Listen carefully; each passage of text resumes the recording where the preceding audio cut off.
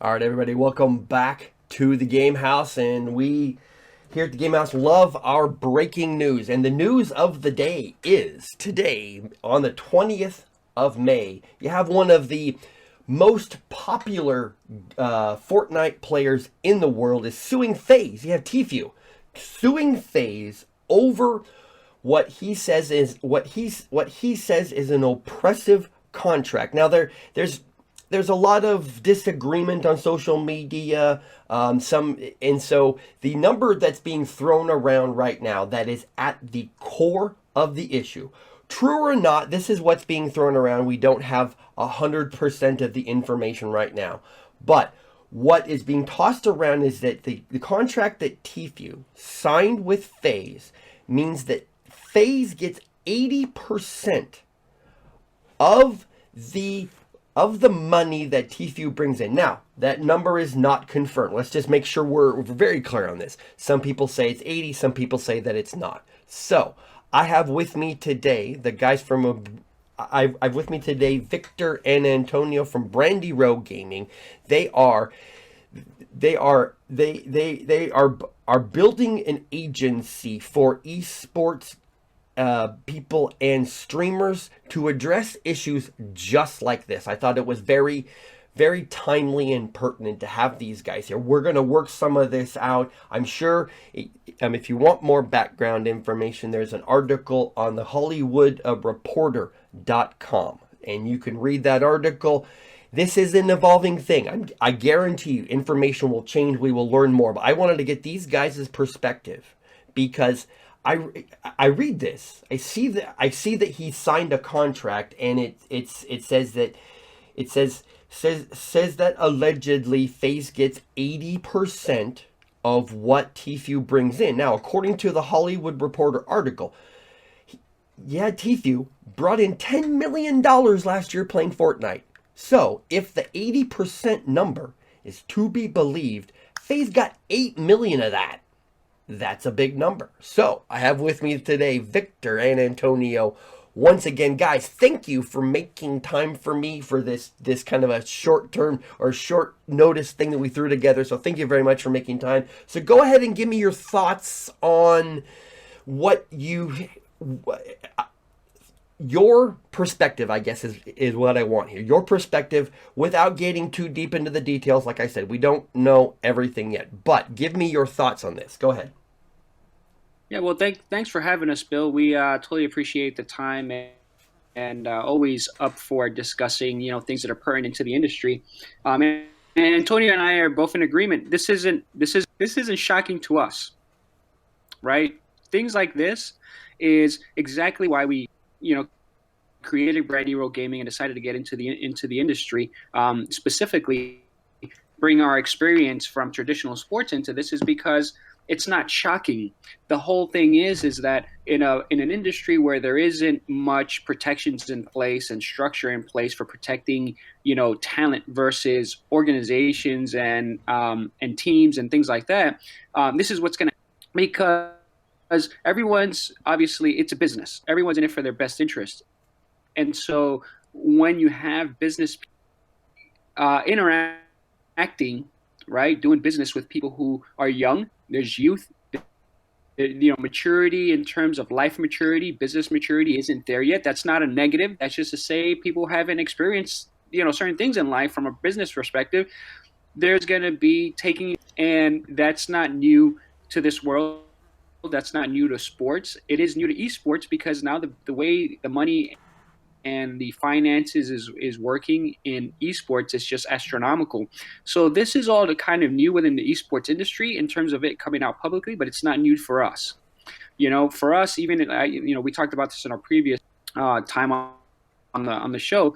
Working in sports, this is exactly what happened before the days of collective bargaining and players associations and things like that. That's exactly what happened. That's why when you look back and you look at players like Babe Ruth and some of the Hall of Famers who got paid, pennies and had no choice but to accept it because that was the lay of the land. So that's what's going to happen.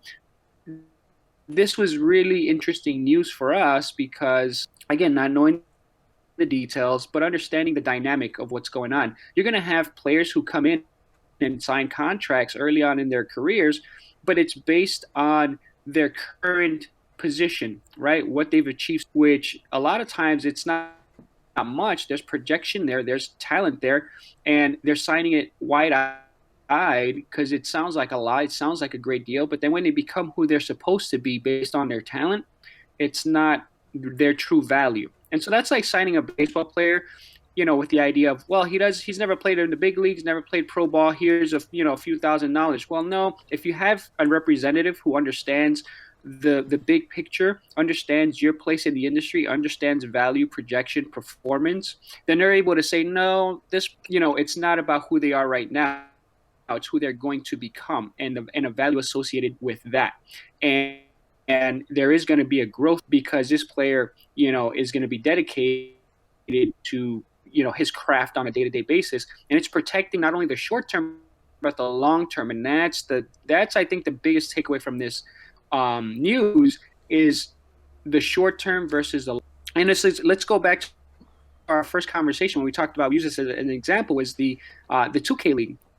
So the 2K League, yeah, $30,000 a year sounds great to play, because that's for the players that are involved, that sounds like a lot of money. But when you think about the money coming, what they're projecting this league to be, it's not. There's a disproportionate there. And so, anyways, that's kind of my take on it. Okay. It's not a surprise. You're going to hear a lot more stories like this, and Right. and the only way it changes is for people to kind of listen to what we're bringing to the table, and not just us. There's other people who are doing the same thing, but it's Right. about protection and having the right advocate. Okay, so it is. I like to also add to that as well. One Sure. of the things too, it's especially when you are, and this is a reoccurring theme, when you are doing something that you love, there is a tendency to allow that emotion to guide your decision making, Okay. and when that emotion is guiding your decision making, you are you become much more susceptible to taking deals that don't work in your favor, and one of the reasons why you have, and Victor has said this before, but one of the reasons why you as a player, you need to have some advocacy, is because if you want to you don't want to look at the business side of your career and not have any idea of what's going on, but at the same time, the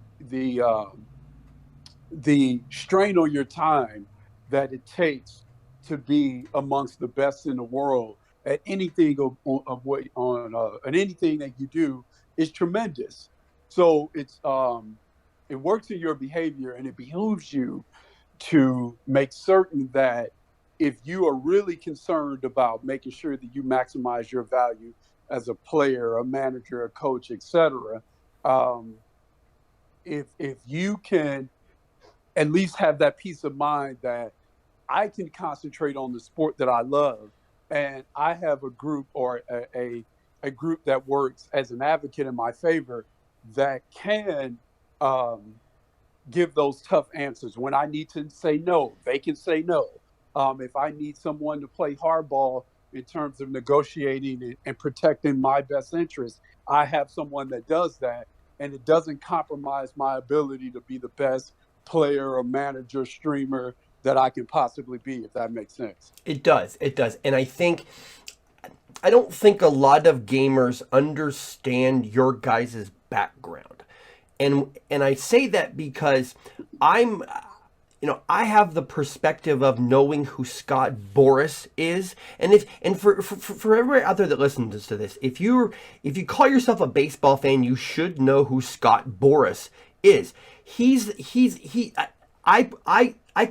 I can see it. He's directly responsible for the insane salaries that some of these Major League Baseball players get. That man pushed the salary limit beyond what anybody could expect. And I like what you said, Antonio, right there about when you're doing something that you love and it's like your thing and you're just about to hit and you're like, I'm going to achieve every single dream that I ever had in my life, you have a tendency to use that emotion as sort of like, I guess it's like a personal a currency for yourself, and you undersell yourself to others because you're happy. You're like, I'm doing this. And hey, you know what? If they're going to pay me $30,000 and they're going to give me a place to live and food, great. I'm going to be in the 2K league and I'm going to be playing esports full time, and 30 grand is great.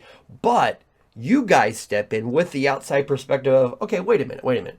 30 grand is great to start, but you know, you have several major teams that make hundreds and hundreds of millions and sometimes billions of dollars. I mean, the Los Angeles Clippers, when they sold for $2 billion with a B, $billion. So you have billion-dollar corporations that are backing the 2K league, and they're paying their players $30,000 a year to start. Okay, well, there's a big disparity there, and so it's your job as an agency, as an advocate for your players to go, okay, maybe $30,000 will work for certain people, but my guy, I've looked at him, I've looked at her. She has all these stats that put her in the top 1% of the top 1%. So you're not paying her 30, you're paying her 130. Otherwise, she's not playing. And to have an advocate that will stand up to these major corporations that make billions and that have lawyers on their side is huge for some people. So I really like what you're saying there. And I think that if I would certainly hope, and I pray, and I'm going to push for this, to people to read who Scott Boras is. Whether you like or hate Scott Boras is not the point. You need to learn his background. Scott Boras, Lee Steinberg, too. Scott Boras and Lee Steinberg. Learn those names, learn the history, learn their backgrounds, because what you guys are doing right now is, for gaming, is what those people did for football, baseball, and basketball. Those people built the structure that is currently in place. And so I just want to make sure that people understand that, because you guys are doing right. No, we appreciate that. And one of the things that I want to touch on in particular is that, what those guys did in their respective sports is it is, for lack of a better term, they raised the stakes and raised the standards for the players, and what they were very skilled at doing. And this is about us, so I want to make sure that we continue to keep that focus on us. Is we want to make sure that the people that make this industry move, and doesn't matter what game it is, and as we alluded to earlier, we understand that each game has its own ecosystem, but the people that make this industry move, we want to make sure that they use the platform that they've created, and they're able to leverage that platform to their benefit as well.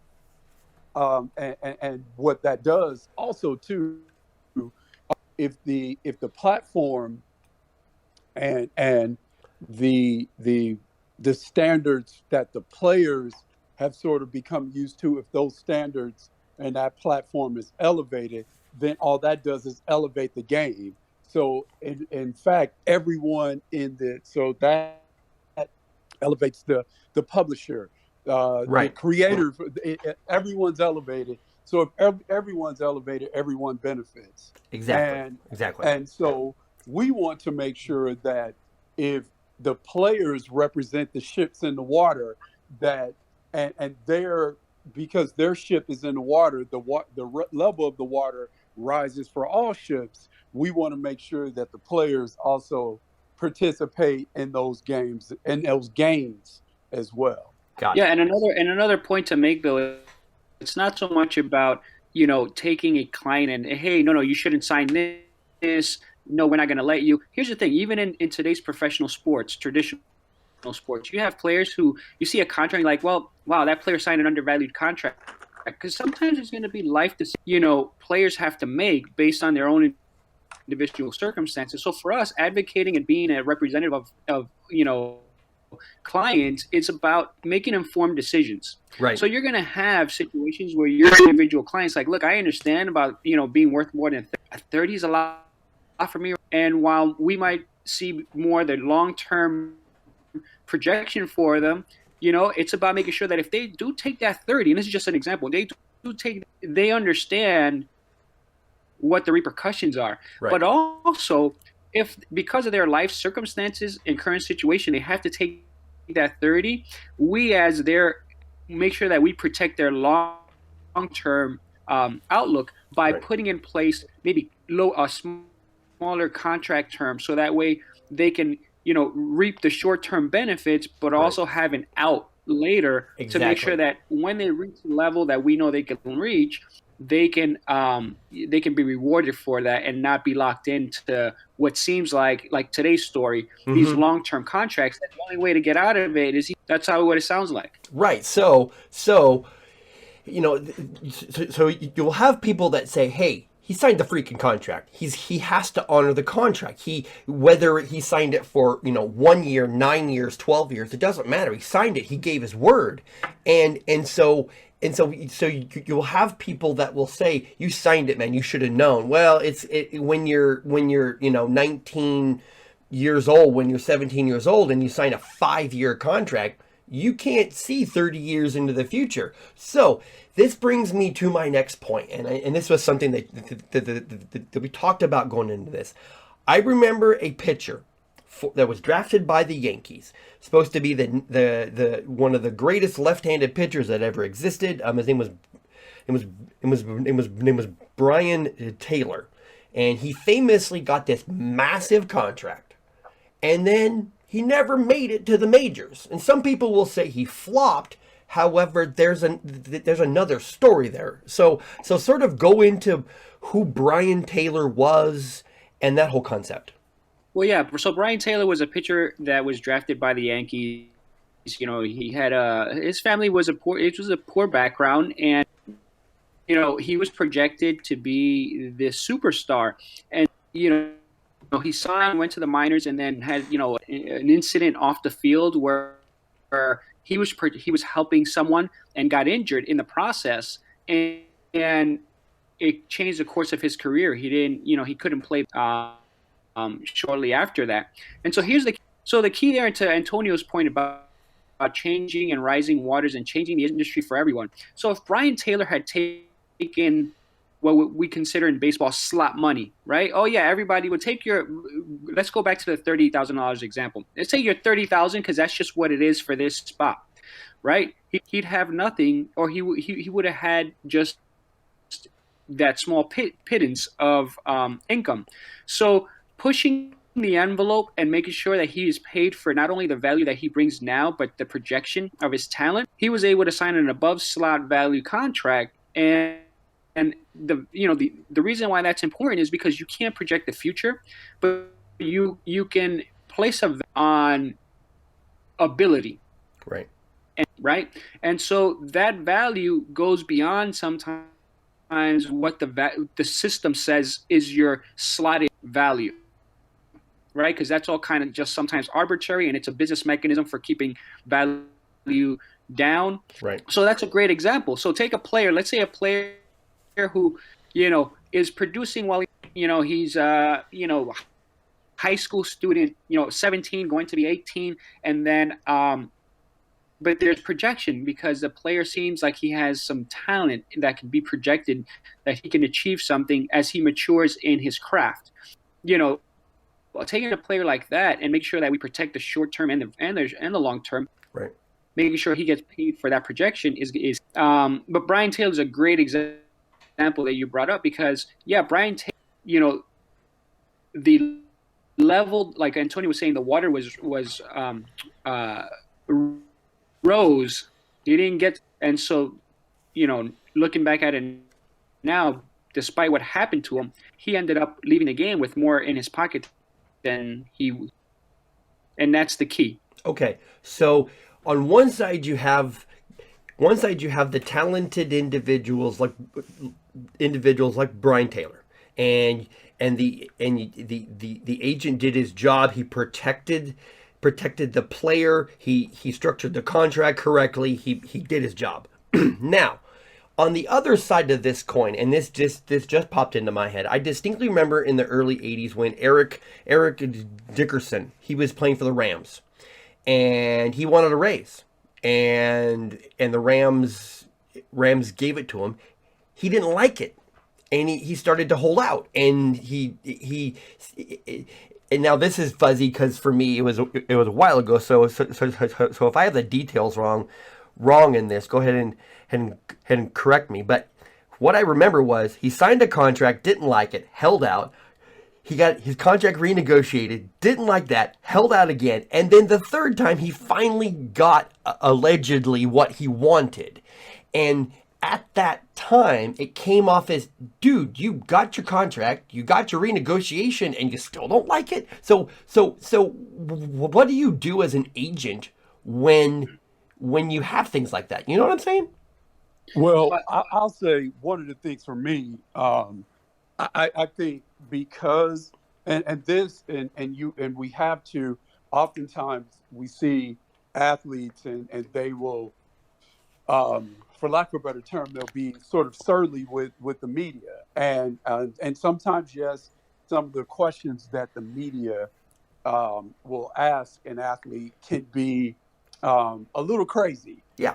Yes, but I agree. also too, athletes also have to understand and embrace the fact that as the salaries continue to explode in sports and the valuation of professional teams continues to escalate, that's a direct result of the media dollars that go into each league. Right. And so you have to also embrace your responsibilities with the media as well, because the average Joe will say things, and Victor can attest to this as well. We'll hear the average Joe go to a game and say, well, I'm paying player X's salary. Is actually that media contract and those huge television deals are really paying those salaries, not right. Joe Blow who goes to a game once every 4 years, not you. Right. So having said that, you do have to embrace the things that come with being in a no pun intended, working in an arena where the media is part of it. But what's happened with the media, with ESPN having 5 channels and social media, what it's done is highlighted everyone's opinion. Right. So everyone has an opinion, even people that don't work in the media, and they have a platform to voice that opinion. And where Victor and I come in as well, and I say this all the time, where it's mostly, and I don't mean this as disrespect to the average Joe, so I don't want to come across that way, but the average Joe will always say, well, you signed a contract, you should honor it. Right. But the average Joe can go to whatever job that they work at, and if they don't like it, they can readily walk out and apply for another. Right. And so that's not necessarily the case when you're talking about the people that make the athletic world move, and that's esports athletes as well. We're talking about esports as well as traditional sports. So the way that your deal is structured as an athlete is completely different than the way that the average Joe works. If they don't like their circumstances, if they don't like their salary, if they didn't receive that raise that they were looking for, and they got a job and 6 months later they don't like where they are, they want more money, well, they are not only are they free to go to their employer to ask for a raise, right, they can also readily go and apply for a job with the competitor. Exactly. And the only thing that they have to do is give their employer 2 weeks notice. Well, it doesn't work like that so that person brings those sensibilities and they bring that to when they're giving their analysis of what an athlete should do. And the parameters that govern the employment of an athlete that's different than the parameters that govern a person that works in almost any other walk of life in corporate America. Got it. Yeah. And then, Bill, this is another point. So here's the thing. So football is an interesting one because football, their collective setup is, or current standing is, players have, non-guaranteed contracts. So here's the thing. Here's the interesting part about that. So the player in that instance that you mentioned was using the mechanisms that exist in his for achieving his value. Okay. What I mean by that? So non-guaranteed contracts. So a team can cut you at any point, set you free, but you can't freely because they would own your rights. Right. Right. So the only way for him to achieve his value is to renegotiate and hold out, because that's the only way he can do it. That's his only leverage, right? His leverage, besides his talent, is using the mechanism that exists, which is, I'm going to hold out because I can't leave, because I can't just decide like Antonio was saying, like an average Joe, to go find another team. It doesn't work that way. They own your rights, but they can freely cut you. So in order to achieve my value, that's what exists in my industry. In baseball, that doesn't exist.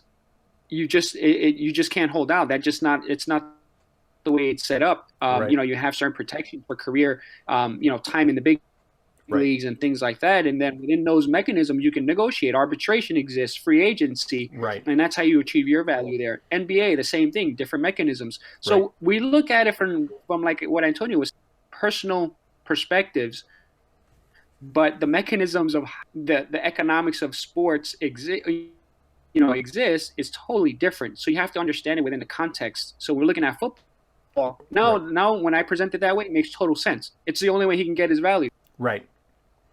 Until he reaches like free agency or whatever. Exactly. Then, that's another with his current team to get his value. That's what he had to do. Right, and so I was listening to you guys talk, and I realized that when I bring up the name, Eric Dickerson, I'm like, about probably 70% of the people that will listen to this don't know who he is. So as a more current, as a more current example, happened in the last 2 years. Running back for the Pittsburgh Steelers, Le'Veon Bell. Same sort of concept right there, right? Right. Yeah, that's exactly. And again, that goes into, again, as I said, the average person that's not a professional athlete will say, you won't take in the NFL the franchise tag. You won't take that $14 million. That's what they will say. Now, on the other side of that token, you also had a safety for the Seattle Seahawks that will probably be a Hall of Fame safety once he retires, by the name of Earl Thomas. Yes. And he also wanted to negotiate his deal, but instead of taking the Le'Veon Bell approach and sitting out to protect his future earnings, he actually played and sustained a season-ending broken leg that was pretty gruesome. Yes. And it also affected. Now he went on to sign with the Baltimore Ravens, but if he were able to present a healthy Earl Thomas, whether he played out this year or last year or sat out last year in preparation for this year, in all likelihood, he probably could have gotten himself a better deal. Right. Now, again, we can't, as much as we value having that fan interest and having them have a voice and have input in, because that makes the business go around. It's also a mechanism that's used to generate revenue. We also, as advocates, cannot acquiesce to their way of thinking or public pressures to make a decision. And again, though the players and the managers and the coaches and the casters that we will advocate for, and Victor can attest to this as well, they have a certain responsibility to the public. Victor and I do not. So our goal, again, is to not only protect whoever we advocate for it's also to help them leverage their platform for not only current earnings but future earnings and occupational opportunities that they may look at after the playing days are over. Right. So with that, Victor and I we have to move again, devoid of emotion, devoid Right. of public pressure, saying, "Wow, that's a lot of money just to play a game." Mm-hmm. We can't look at that relative to the person that's not an athlete. Victor and I are charged with making sure that we look at what we're doing and acting in the best interest of whoever we partner with relative to the ecosystems um, and the characteristics of the games that they are involved in, not a person that watches it solely as a spectator, if that makes sense. It does. It makes perfect sense to me. And the reason that I completely understand what you guys are saying, for 20 years of my life, I've been involved in sports as I've been involved in sports as a referee and an umpire. And I have dozens and dozens of people who don't do my job that try to tell me how to do my job, and I just smile and nod at them. And I'm like, it's like, you want to borrow my whistle? You can have my whistle. You can have my shirt too. Step on the floor for 10 minutes, and I'll let you run up and down 4 times. And so the 4th time, when you're huffing and puffing and you're going, what the hell just happened? And I go, you just blew 9 calls in the past 3 seconds. Trust me on this. And they'll be like, but yeah, so just, you can have big tall cup, shut the hell up, because I am not going to listen to you tell me how to do my freaking job. So yes, I completely agree. So go ahead, Victor, go ahead. So here's another perspective that I think, I definitely want to put out there. Like, listen, let's look at it from the other side of the table, right? And let's look at it from the average Joe's perspective, right? Even at the companies that everyone works for that's not an athlete, what's the purpose of a company, right? To make money. Yes. Right? Absolutely. So that's no different in sports. That's no different in esports. So I understand, people get mad. Well, he signed a contract and people, here's the thing. In the age of branding, we feel a personal connection to the companies that we like. Yes. So that personal connection has people's loyalties, right? So they're like, well, why would he do this? And why would this player do that? Or, that's emotional. That's exactly what we're getting at. No exactly. question. And so the thing is, companies are here to make money. So understanding that from a business perspective, we're not mad at them. We just want to make sure that the people that are actually the ones that are helping them make money, because they're not coming there they're coming there to see, the players, the athletes, the gamers. They're the ones they're watching. So we want to make sure that the ones that are actually putting money in there, they're getting some of that, their fair share back. Exactly. That's the point. It's a business. In the same thing. Here's the thing: the people who complain about athletes like baseball, Bill, me and you share that interest. Manny Machado signed for $30 million. That's a lot of money. Okay, but not when you look at it at baseball's a $10 billion industry. Exactly. And these teams are making money handle. So when you look at it from that perspective, it's like, well, hold on. And the reason that most people, average Joes, don't understand this is because let's say an Apple worker, right? The growth of Apple and their ability to make more and more every year doesn't translate to your salaries on the same scale. You know what I mean? So if right.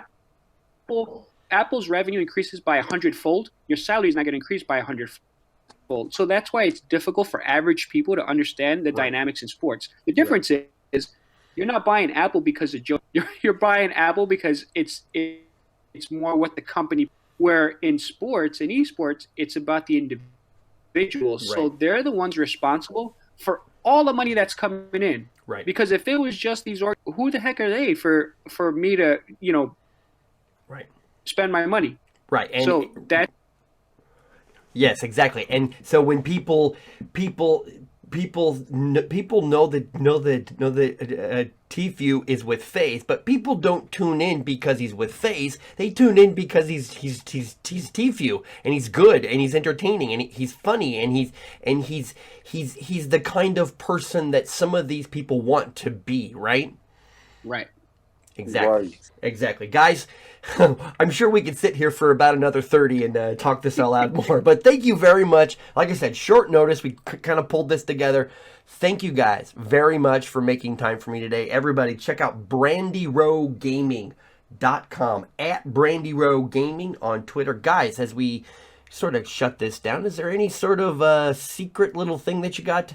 Is there any sort of special projects on the way that you want to plug? Well, I mean, we got a few things in the works. We'll be announcing soon. But one of the biggest things, and this is more for us, we've definitely visit us on Twitch. We're gaming a little bit more. Me and my son kind of go at it in sports games. It's always an interesting dynamic. Playing, and getting out there and streaming some more. So would love for you guys to check and visit us there, but all our social media and stay tuned because we've got some news coming out. For right now, we're kind of just doing our thing, having conversations, making sure that, we put ourselves out there. Again, it's not so much about promoting ourselves, but making sure that we can help the industry. So some of that is going to be done, not in the.